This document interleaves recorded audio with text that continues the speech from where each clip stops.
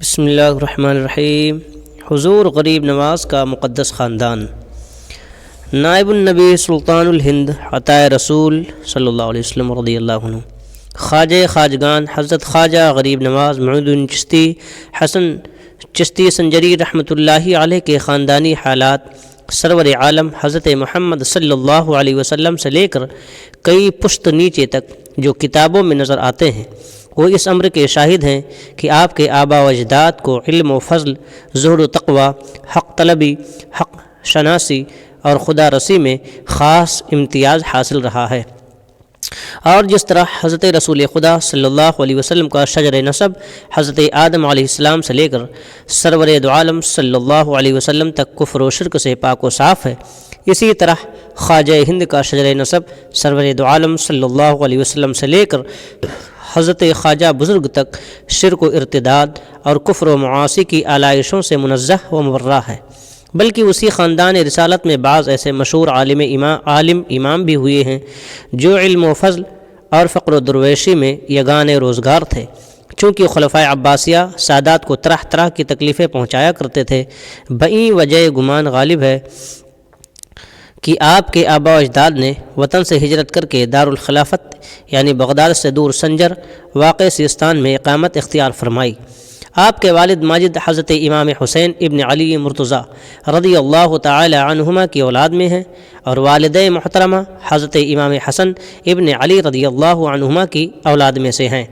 آپ کے والد ماجد حضرت سید غیاث الدین حسن نہایت متقی و پرہیزگار تھے، خاندانی شرافت کے ساتھ ساتھ صاحب دولت و ثروت بھی تھے، نیز فقر و درویشی کی دولت سے بھی مالا مال تھے۔ آپ نے اپنا سب کچھ خدا کی راہ میں وقف کر رکھا تھا، اور بے شمار بندگان خدا صبح و شام ان سے فیضیاب ہوتے تھے۔ غریبوں، مسکینوں، حاجت مندوں اور مصیبت زدہ لوگوں کے لیے آپ کی سخاوت و فیاضی کے دروازے ہمیشہ اور ہر وقت کھلے رہتے تھے۔ وہ ایک باکرامت بزرگ تھے اور ہر طبقے کے لوگوں میں نہایت عزت و احترام کی نگاہوں سے دیکھے جاتے تھے۔ آپ نے 552 ہجری میں دنیا سے رحلت فرمائی۔ مزار پاک بغداد میں باب الشام کے نزدیک آج تک مرجع خلائق ہے۔ آنے والے واقعات سے آپ کے جد امجد سید کمال الدین طاہر اور والد ماجد سید غیاث الدین حسن کی عظمت و بزرگی کا اندازہ لگایا جا سکتا ہے۔ والد ماجد سید غیاث الدین حسن رحمۃ اللہ تعالی علیہ ایران پر سلجوقیوں کی سطوت کا پرچم لہرا رہا تھا۔ ارسلان ارغون علم بغاوت بلند کر کے جب خراسان پر قابض ہوا اور اپنی خود مختار حکومت قائم کی، تو سلطان برقیارق سلجوقی نے خراسانی بغاوت کو فروغ کرنے کے لیے اپنے چچا بوربرس کو بھیجا، مگر اس سے شکست فاش ہوئی۔ بوربرس ارسلان ارغون کے ہاتھوں مارا گیا۔ دوسری مہم سلطان نے اپنے بھائی سنجر کی سرکردگی میں روانہ کی۔ سنجر بغداد سے ایک بڑا لشکر لے کر مانند طوفان خراسان کی طرف جھپٹا۔ وہ جلد سے جلد اپنی صلاحیتوں کو سلطان پر آشکارا کرنا چاہتا تھا، مگر جب وہ اصفہان کے قریب پہنچا تو اچانک اس کے لشکر میں ہیضے کی وبا پھوٹ پڑی۔ سنجر نے لشکر کو قیام کا حکم دیا اور پابندی لگا دی کہ لشکر سے نکل کر کوئی کہیں نہیں جائے گا، اور کہا کہ یہ بات ایمان و اخلاق کے منافی ہے کہ ہمارے ذریعے بیماری کسی اور جگہ منتقل ہو۔ سبحان اللہ۔ لشکر کو قیام کیے ہوئے تیسرا دن تھا۔ وبا کی لپیٹ میں آ کر سینکڑوں سپاہی ہلاک ہو چکے تھے۔ فوجی طبیب اور اس کا عملہ بھی لقمہ اجل بن چکا تھا۔ سنجر کو جب ساتویں قے ہوئی تو اسے اطلاع دی گئی کہ ایک مختصر سا قافلہ لشکر کی طرف آ رہا ہے۔ سنجر نے کہا کہ ایک آدمی فوراً جا کر قافلے کو ادھر آنے سے روکے، کہیں وہ اس موذی مرض کا شکار نہ ہو جائیں۔ ایک فوجی نے جا کر اس قافلے والوں کو صورتحال سے آگاہ کیا اور امیر لشکر کو یہ پیغام دیا کہ وہ جلد از جلد وہاں سے دور نکل جائیں۔ قافلہ رک گیا۔ ان میں سے ایک شخص نے فوجی سے کہا، امیر لشکر کی خواہش کے مطابق ہم ضرور اپنا سفر جاری رکھیں گے، لیکن میں تنہا تمہارے ساتھ چلوں گا اور امیر کا شکریہ ادا کر کے لوٹ آؤں گا۔ یہ ناممکن ہے کہ اس عظیم الشان شخصیت کی زیارت نہ کروں جو موت کے منہ میں پہنچنے کے باوجود دوسروں کی بھلائی اور خیر خواہی سے غافل نہیں ہے۔ سبحان اللہ۔ فوجی نے بہت روکا مگر مختصر قافلے کا یہ درویش صفت جوان سنجر کی عیادت کو پہنچ گیا۔ سنجر کے چہرے کی چمک دمک اس کا مرض چاٹ گیا تھا۔ اس نے انتہائی کمزور آواز میں کہا، آپ نے یہاں آ کر عقل مندی کا ثبوت نہیں دیا۔ میں عیادت کے لیے آیا ہوں اور عیادت سنت رسول صلی اللہ علیہ وسلم ہے۔ موت اور زندگی اللہ کے ہاتھ میں ہے، آپ تھوڑا سا پانی منگوائے۔ نووارد نے کہا۔ پانی پیش کیا گیا۔ نووارد حافظ قرآن نے پانی پر کلام الہی پڑھ کر دم کیا اور اس پانی کو بہت سارے پانی میں ڈال کر سارے لشکر کو پلاؤ، اللہ شفا دینے والا ہے۔ نووارد درویش نے کہا، یعنی کہ آنے والے فقیر نے کہا۔ پانی لشکریوں کو پلایا جانے لگا تو نووارد سجدے میں گر گیا، اور جب وہ طویل سجدے سے فارغ ہوا تو اللہ کے فضل سے وبا کے آثار تک لشکر میں باقی نہ تھے۔ سبحان اللہ، سبحان اللہ۔ سنجر کی طبیعت بھی بحال تھی۔ اس نے کہا، میں کس زبان سے آپ کا شکریہ ادا کروں؟ نووارد نے کہا، یہ بات کہہ کر شکر کے موقع کو ضائع نہ کرو، تمام لشکر کو حکم دو کہ شکر کا دوگانہ ادا کرے۔ تھوڑی دیر کے بعد ہی 20,000 افراد اپنے رب کے حضور سرب سجود تھے۔ نماز سے فراغت کے بعد سنجر نے دریافت کیا، آپ کہاں سے آ رہے ہیں اور کون ہیں؟ میں سبحستان کے ایک قصبہ سنجر سے آ رہا ہوں، وہی میرا مولد ہے، نام غیاث الدین حسن ہے اور سردست منزل میری نیشا پور ہے۔ یہ آنے والے شخص نے کہا، جد امجد خواجہ سید کمال الدین طاہر۔ سنجر کا نام سن کر امیر لشکر سنجر کا چہرہ فرت مسرت سے دمکنے لگا۔ کچھ توقف کے بعد اس نے کہا، اس کا مقصد یہ ہوا کہ ہمارے خاندان پر اہل سنجر کا یہ دوسرا احسان ہے۔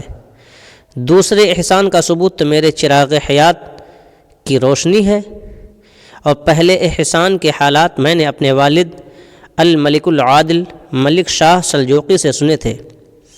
سن 479 ہجری میں میرے والد حلب میں ابن الحیتتی سے نبرد آزما ہونا چاہتے تھے۔ اس نبرد آزمائی کے نتیجے میں ہزاروں مسلمانوں کی ہلاکت لازمی تھی۔ اس موقع پر سنجر کے ایک بزرگ خواجہ سید کمال الدین طاہر نے والی حلب ابن الحیتتی کو اسلام کے وسیع تر مفادات کے لیے اس بات پر آمادہ کر لیا کہ وہ سلطان کی اطاعت کر کے حلب سے دستبردار ہو جائے۔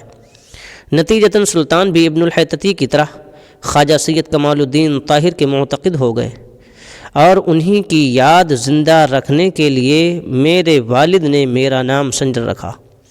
خواجہ سید غیاث الدین حسن نے یہ بات سن کر تبسم فرمایا اور کہا، واقعی یہ عجیب حسن اتفاق ہے کہ تمہارے والد سے جن بزرگ کی ملاقات ہوئی وہ میرے والد تھے۔ سبحان اللہ۔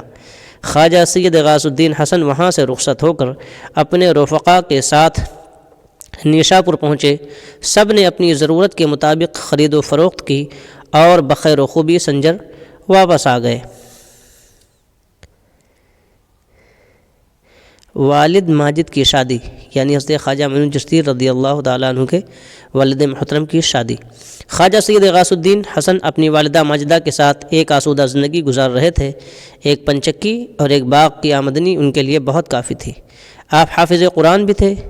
بستی کے بچوں کو قرآن حکیم کی تعلیم دینا اور نوجوانوں میں دینی ذوق کو بیدار رکھنے کی مسلسل جد و جہد آپ کے محبوب مشاغل تھے۔ والدہ کی خدمت میں ہر وقت کمر بستہ رہنا اور ان کی ہر بات کے سامنے سر تسلیم خم کر دینا ان کا مزاج بن گیا تھا۔ ایک دن والدہ نے کہا، بیٹے میں جانتی ہوں کہ تم میرے آرام کی خاطر کتنی محنت کرتے ہو، مگر میرے آرام میں ایک رکاوٹ ہے جس سے میرے دل میں ایک کانٹا سا چبھا ہوا ہے۔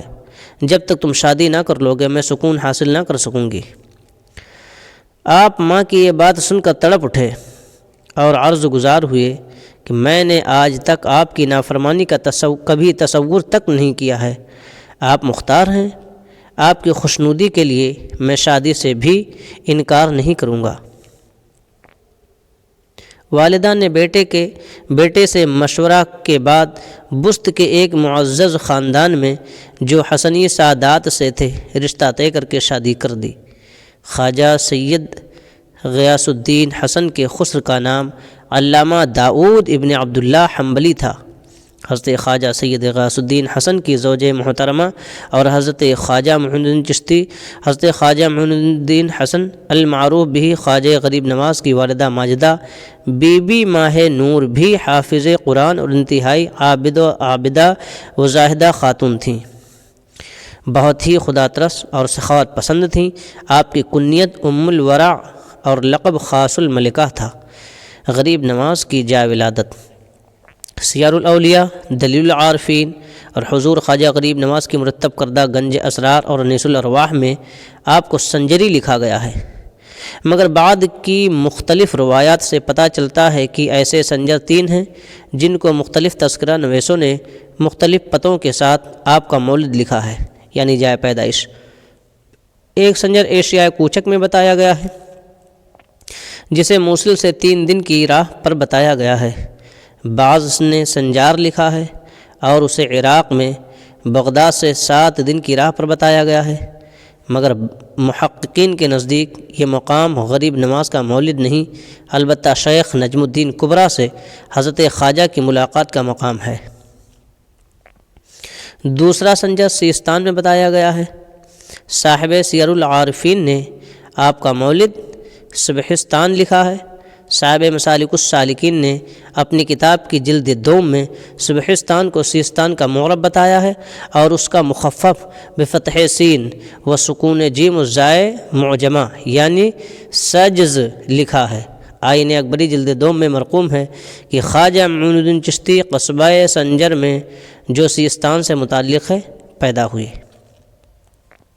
صاحب سیر الاقطاب نے غالباً اسی کو سنجرستان لکھا ہے، مگر اسے غریب نواز کا مولد تسلیم نہیں کیا بلکہ اسے آباء و اجداد کی جائے سکونت قرار دیا ہے، لہٰذا یہ بھی خواجہ بزرگ کا مولد نہیں بلکہ وہ آپ کے آباء و اجداد کی جائے سکونت ہے۔ تیسرا سنجر اصفہان کے نزدیک بتایا گیا ہے۔ بعض نے اصفہان کو، بعض نے سنجر متصل اصفہان کو مولد غریب نواز لکھا ہے۔ بعد کے محققین نے سنجر کو اصفہان کا ایک محلہ تسلیم کیا ہے اور صاحب سیر الاقطاب نے خواجہ غریب نواز کا مولد اصفہان لکھا ہے جس کا دوسرا نام صفاہان بھی ہے۔ ان روایات کے پیش نظر قرین قیاس ہے کہ حضرت خواجہ کے والد نے اپنے آبائی وطن سنجر واقع سیستان سے ہجرت کر کے اصفہان کے مضافاتی محلہ سنجر میں اقامت اختیار کر لی ہو، چونکہ یہ خاندان رسالت سیستانی سنجر کی نسبت مکانی کی وجہ سے سنجری کہلاتا تھا، اس لیے اصفہان میں یہ مقام سکونت بھی اس نسبت سے سنجری کہلانے لگا۔ یہی حضرت خواجہ کی ولادت ہوئی اور اسی نسبت مکانی یا آبائی نسبت مکانی کی وجہ سے آپ سنجری کہلاتے ہیں۔ قسط بھی جاری ہے۔ آپ رحمۃ اللہ تعالیٰ علیہ کے مزید تاریخی اور پربخش معلومات حاصل کرنے کے لیے ہمارے چینل کو سبسکرائب ضرور کریں، بات اچھی لگے تو لائک کریں اور شیئر کریں۔ اپنا تاثر دینے کے لیے ہمیں کمنٹ کریں اور کمنٹ باکس میں بتائیں بات کیسی لگی۔ شکریہ۔ آپ کا میزبان دلشاد رضا رضوی۔ انشاءاللہ تبارک و تعالیٰ ایسی اور ہم تاریخی معلومات آپ تک پہنچانے کی کوشش کریں گے انشاءاللہ عز و جل۔ اللہ حافظ۔